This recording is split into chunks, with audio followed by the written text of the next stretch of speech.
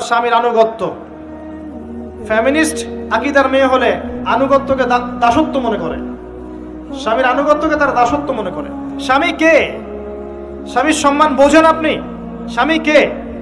যার ব্যাপারে নবী সাল্লাল্লাহু আলাইহি ওয়াসাল্লাম বলেছেন, আমি যদি আল্লাহ ছাড়া অন্য কাউকে সেজদা করতে বলতাম তাহলে মেয়েদেরকে বলতাম তারা যেন স্বামীদেরকে সেজদা করে। আপনাকে আমি কিভাবে বুঝাবো স্বামী কে, স্বামীর মর্যাদা কোথায়? এগুলো কি ইসলাম মেয়েদেরকে ডমিনেট করছে এগুলো দিয়ে? কেন? এই স্বামী আপনার জন্য সারাটা জীবন ক্ষয় করে ফেলে। একটা চোর পর্যন্ত, একটা চোর, একটা করাপ্টেড মানুষ, দুর্নীতিগ্রস্ত মানুষ, সে চুরি করে দুর্নীতি করে এনে বাচ্চাকে খাওয়ায়। একটা ধর্ষক পর্যন্ত ওর মেয়েকে আদর করে। পুরুষ মানুষ কি জিনিস কেমন করে বুঝবেন? সারাটা জীবন ক্ষয় করে ফেলায়। যদি আপনি তার আনুগত্য করেন, তার সামনে সুন্দর মতো থাকেন, তার কথার সাথে তর্ক না করেন, ভালোবাসা দিয়ে থাকেন, আপনার জন্য সে জীবন দিতে প্রস্তুত থাকবে। এরকম পুরুষ মানুষ। আপনাদেরকে কেউ চোখ তুলে তাকালে চোখ তুলে ফেলাবে, এরকম পুরুষ মানুষ।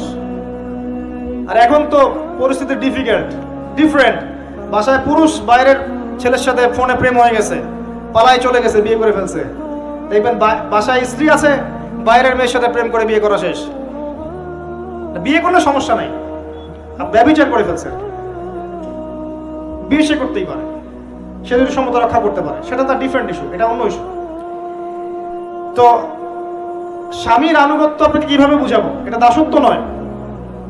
নবী সাল্লাল্লাহু আলাইহি ওয়াসাল্লাম বলেছেন, কোন স্বামী যদি কোন স্ত্রীকে চায়, তার প্রয়োজনের জন্য চায়, মহব্বতের জন্য, স্ত্রী যদি চুলায় রান্না করতে থাকে, ওই রান্না ফেলে দিয়ে তাকে আসতে হবে। হাদিস। রাতের বেলা স্বামী স্ত্রী শুয়েছে, স্বামীর চাহিদা আছে, স্ত্রীর কোনো সমস্যা নাই, স্ত্রী ফিট, ইচ্ছা করেই অহেতুক স্বামীকে বলল আমি রাজি না, উল্টা পাশে মুখ করে ঘুমিয়ে গেল। আল্লাহর নবী বলছেন, সারা রাত আল্লাহর পক্ষ থেকে একজন ফেরেশতা আসবে, এসে এই নারীকে অভিশাপ দিতে থাকবে। এখন এগুলো হাদিস শুনলে বলবে যে ইসলাম তো মেয়েদেরকে ছোট করছে। একজন মেয়ে তার একজন স্বামীর কথা বলছে, স্বামী তার মেয়ে, তার স্ত্রী, তার মা, তার বোন, সবাইকে তার মিরাসের হক দিতে হয়। একজন মেয়ে তার বাবার সম্পত্তি পায়, কোন কোন ক্ষেত্রে তার ভাইয়ের সম্পত্তি পায়, তার স্বামীটা তো পাই, তার ছেলেরটাও পায়। নানি হলেও সম্পত্তির হক আছে। একটা মেয়েকে চতুর্দিক থেকে সিকিউর করা হয়েছে ইসলামে। তারপরেও কিছু ফ্যামিনিস্টের কারণে এরা বলবে যে মেয়েদেরকে ইসলাম ছোট করছে। হ্যাঁ, মেয়েদেরকে ইসলাম কেন ছোট করছে? কারণ পর্দা করে যে বাইরে বেরোতে বলেছে, ঢ্যাং ঢ্যাং করে নগ্ন হয়ে বেরোতে নিষেধ করেছে, এই কারণে।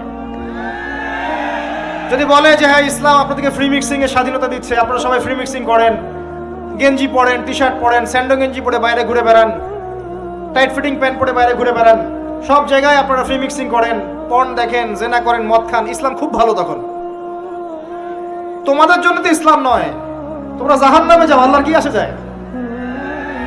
ইসলাম তোমাদের জন্য নয়, তোমরা জাহান্নামে গিয়ে মরো, ইসলামের কিচ্ছু যায় আসে না।